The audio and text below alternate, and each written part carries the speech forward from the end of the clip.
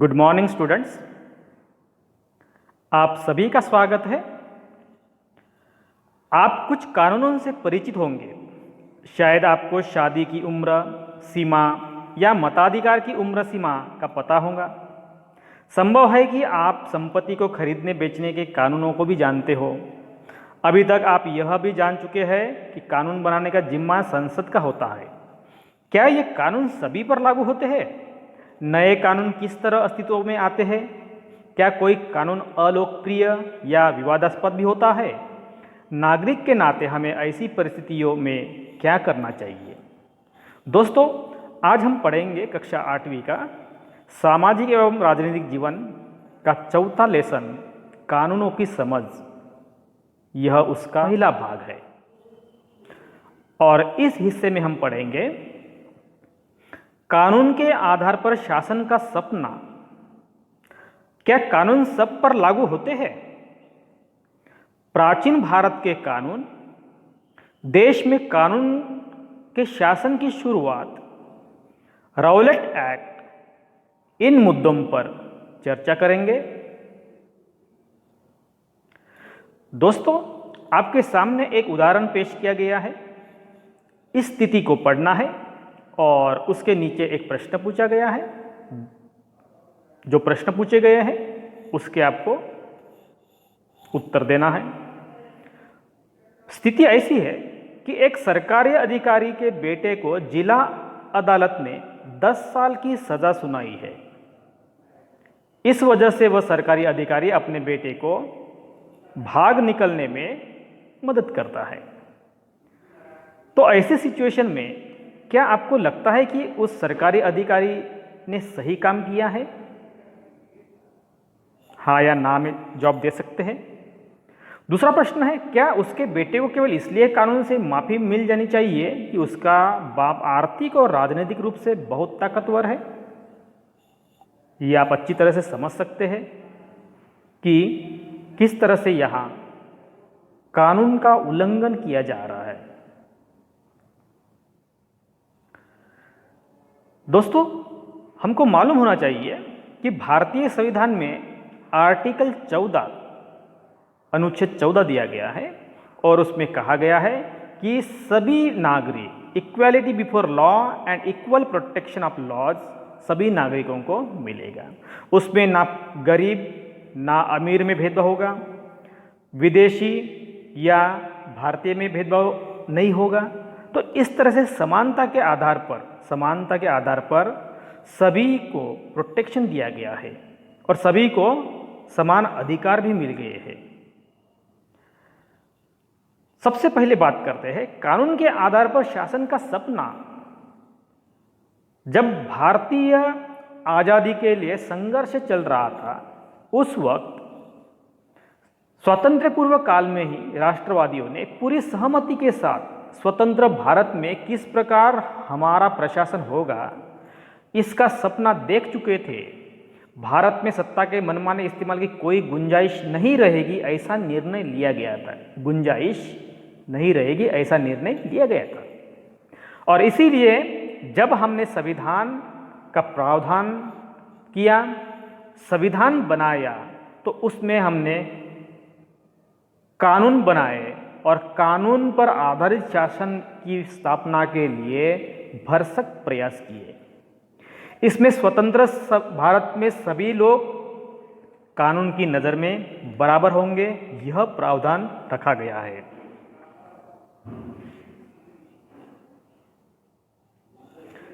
हमारे सामने अगला प्रश्न है, क्या कानून सब पर लागू होते हैं?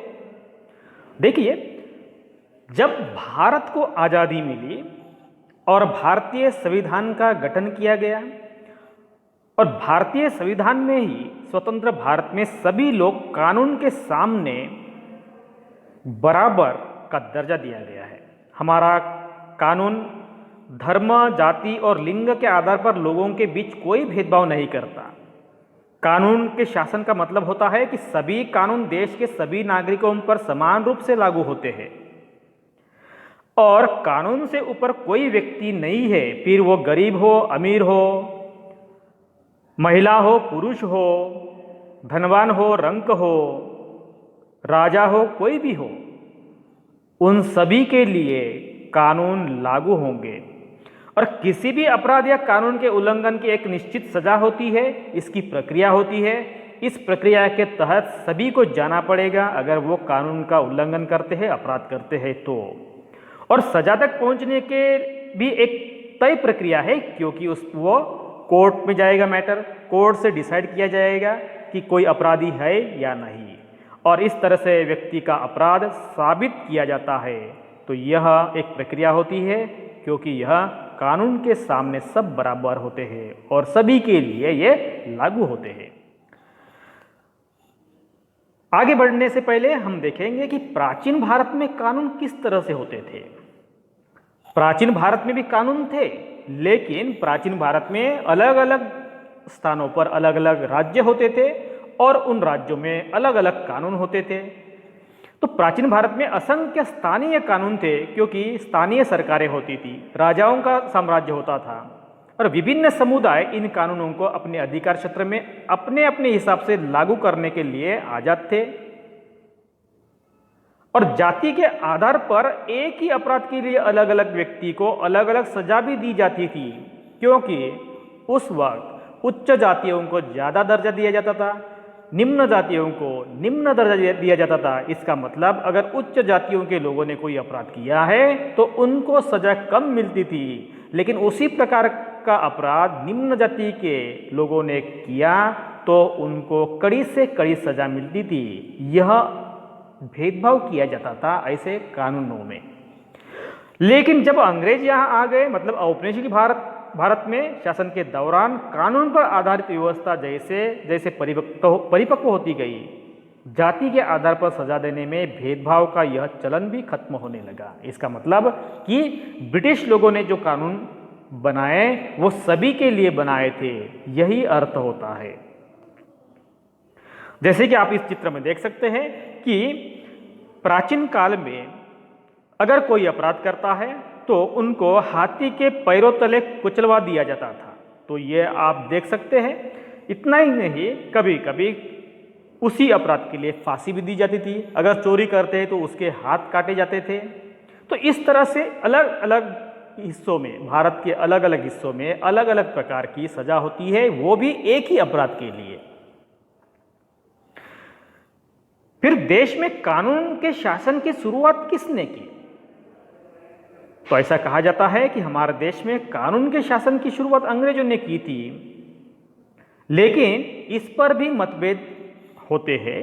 अभी इस पर मतभेद क्यों होते हैं और इससे क्यों सहमत नहीं होते, इसकी भी जानकारी लेंगे। तो सबसे पहली बात है कि औपनिवेशिक कानून मनमानेपन पर आधारित थे, क्योंकि ब्रिटिश जो चाहेंगे वैसा ही वो कानून बना देते थे, उनको जैसा चाहिए वैसे ही वो कानून बनाते थे। तो ऐसा एक उदाहरण है कि 1870 में राजद्रोह एक्ट पारित किया गया है और इसमें यह अंग्रेजी शासन के मनमानेपन की एक मिसाल था, ये उदाहरण था।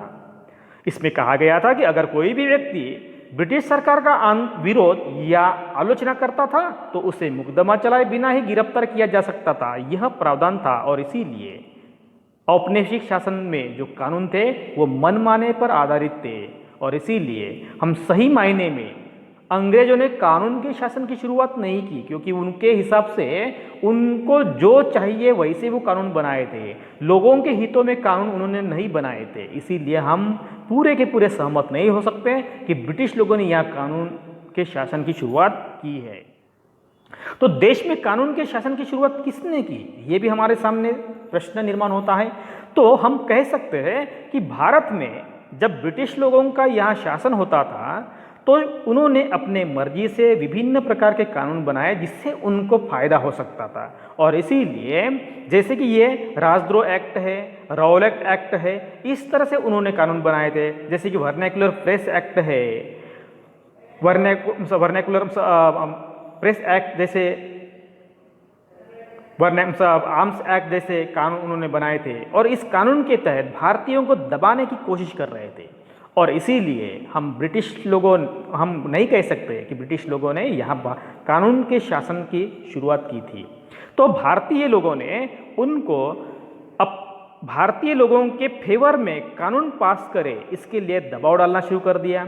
और इस तरह से जब सरकार पर दबाव पड़ने लगा तो सरकार उनके सामने झुकने लगे, और इसीलिए भारतीय लोगों ने अंग्रेजों को भारतीय लोगों के लिए कानून बनाने के लिए मजबूर करना शुरू कर दिया था। तो जैसे कि यहां देख सकते हैं कि जालियनवाला बाग हत्याकांड का एक नज़ारा दिखा गया है यहां कि 13 अप्रैल 1919 को जब एक सभा हो रही थी, उस वक्त जनरल डायर ने सैनिकों को निरपराध जनता पर गोलीबारी करने का आदेश दिया था, जिसमें सैकड़ों लोग मारे गए थे, बहुत सारे लोग जख्मी हो गए थे। तो ये भी एक राउलेट एक्ट के खिलाफ जो यह आंदोलन चल रहा था, यह सभा चल रही थी, उसके खिलाफ उनकी शांत तरीके से सभा हो रही थी, और इस सभा पर उन्होंने बेछुट गोलीबार कर दिया था। तो यह हम नहीं कह सकते हैं कि ब्रिटिश लोगों ने सही मायने में कानून के शासन की मिसाल रखी थी। तो परिचय करते हैं कि राउलेट एक्ट। तो यह राउलेट एक्ट एक अंग्रेजों के मनमानेपन का एक उदाहरण था। इस कानून में कुछ प्रावधान थे, जैसे कि ब्रिटिश सरकार बिना मुकदमा चलाए लोगों को कारावास में डाल सकते थे। अगर उनको शक भी होता था, संदेह भी होता था कि यह कुछ लोग, भारतीय लोग ब्रिटिश शासन के खिलाफ कुछ षड्यंत्र कर रहे हैं, कुछ साजिश रच रहे हैं, अगर ऐसा संदेह भी होता था तो उन पर कोई भी मुकदमा चलाते हुए उनको कारावास, जेल में डाल सकते थे। महात्मा गांधी सहित सभी देशवासी राष्ट्रवादी लोगों ने इस राउलेट एक्ट के खिलाफ थे और उसकी वो आलोचना करते थे।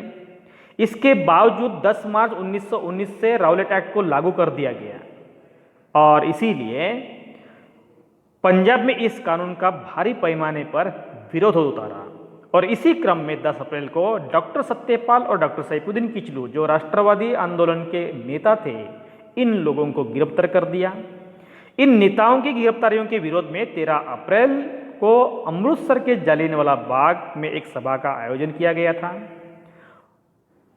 और जिस समय यह सभा चल रही थी, उसी समय जनरल डायर ब्रिटिश फौजी टुकड़ियों के साथ बाग में दाखिल हुआ। उसने बाहर निकलने का रास्ता बंद कर बिना चेतावनी दिए लोगों पर अंधाधुंध गोलियां चलवा दी। इस हत्याकांड में कई लोग मारे गए, असंख्य जख्मी हुए। मरने और घायल होने वालों में बहुत सारी औरतें और बच्चे भी थे, क्योंकि इस सभा में वो भी आए थे। और जो पेंटिंग दिखाई गई थी, जैसे कि ये पेंटिंग दिखाई गई है, यह एक ब्रिटिश सैनिकों द्वारा किया गया यह नरसंहार है। यह चित्र पेंटिंग के माध्यम से दिखाया गया है।